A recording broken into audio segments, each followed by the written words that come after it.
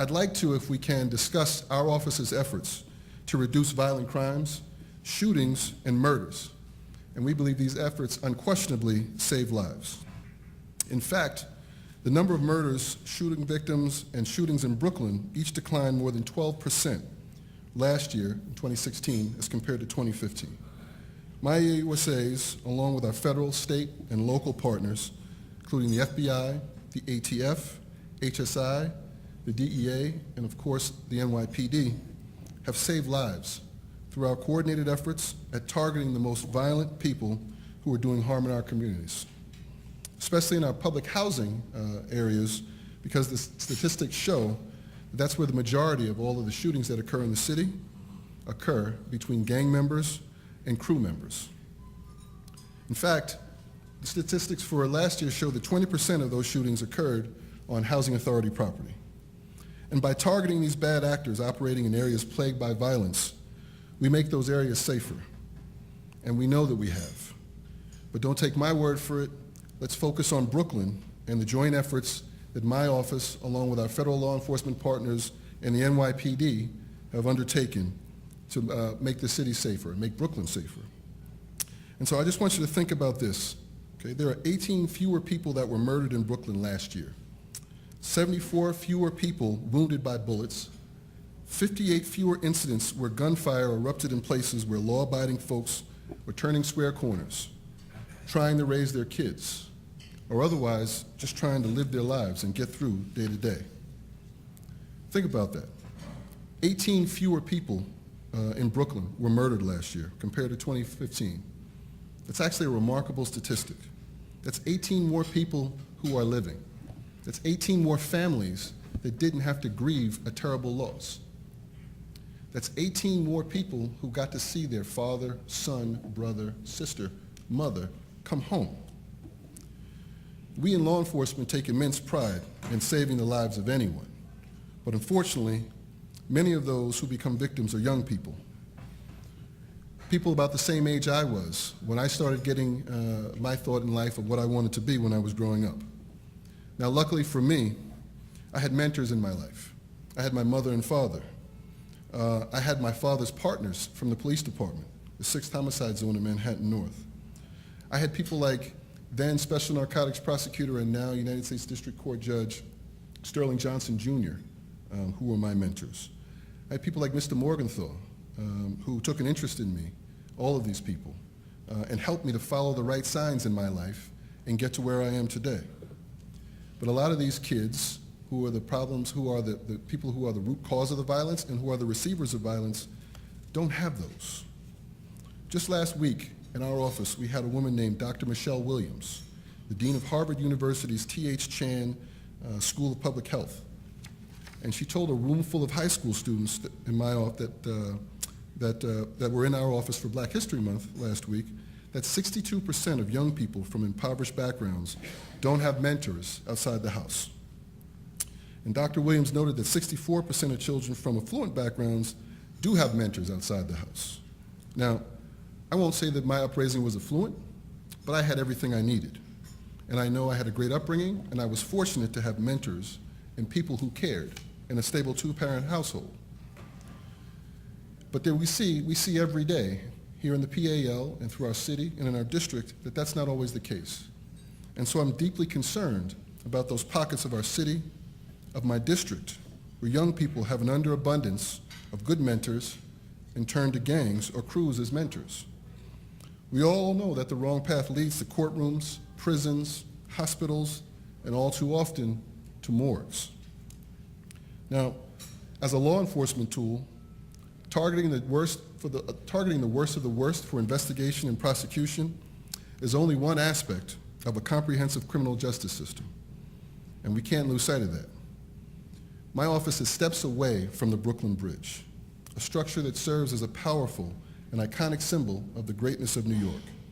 And for me, it's also a reminder of the bridge that my office, and I believe law enforcement in general, has to build to the communities that we serve.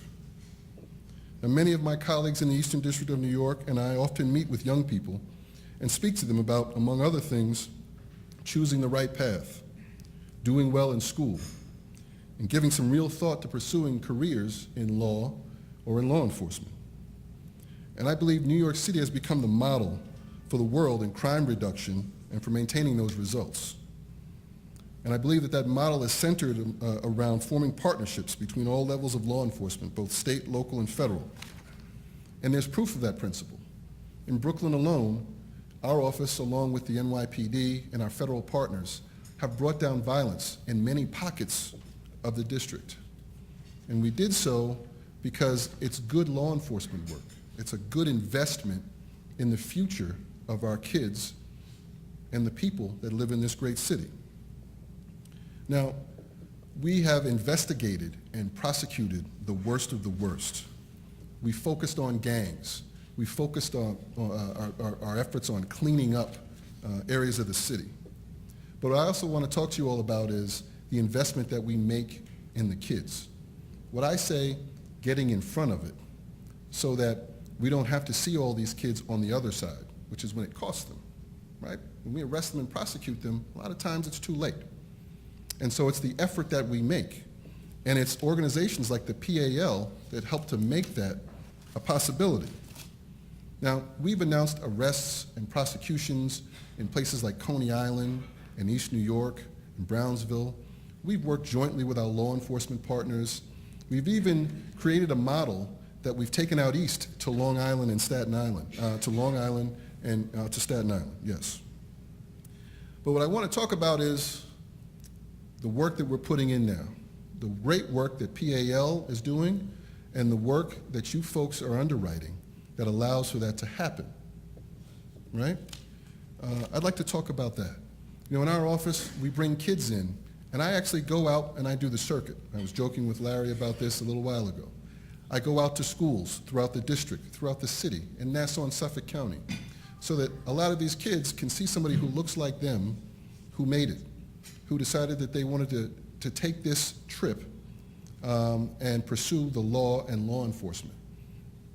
I encourage them to turn square corners, to think about what they're doing, to think about that car that they're getting into with that person that they don't know before they do it. Now, the PAL has done great work over the decades. I can remember when I was a child, when we would go to the PAL and we'd play basketball.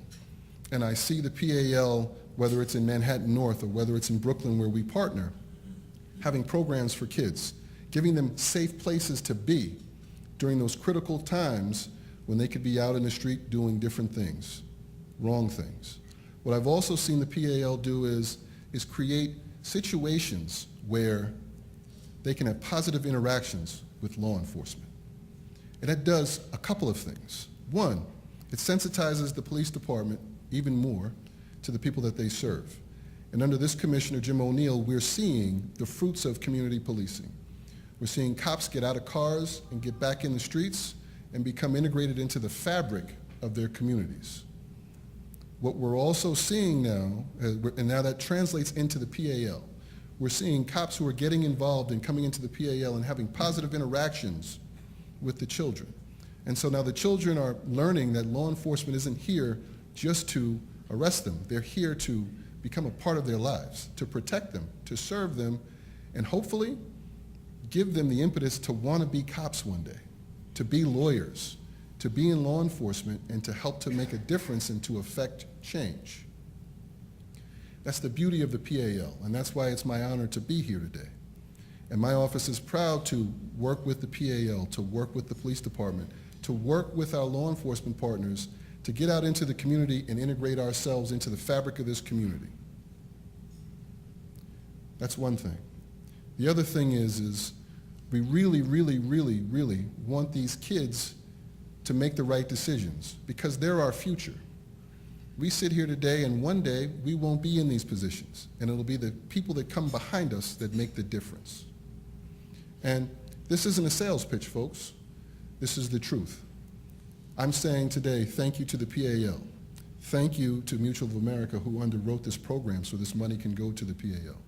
Thank you to all segments of law enforcement and to you all who support law enforcement for the work that we do.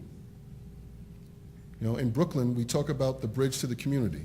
And I'm not trying to sell you a bridge today, I'm asking you all to take that walk with me on that bridge so that we can go into the community and continue to create the goodwill that, in addition to our good old-fashioned law enforcement techniques, will help us to turn the tide, continue to make this the safest city, right? Increase the number of kids who are taking advantage of opportunities in education, and perhaps one day replacing us.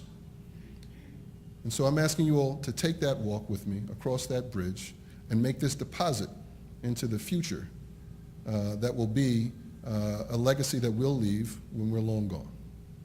Thank you very much for having me talk today.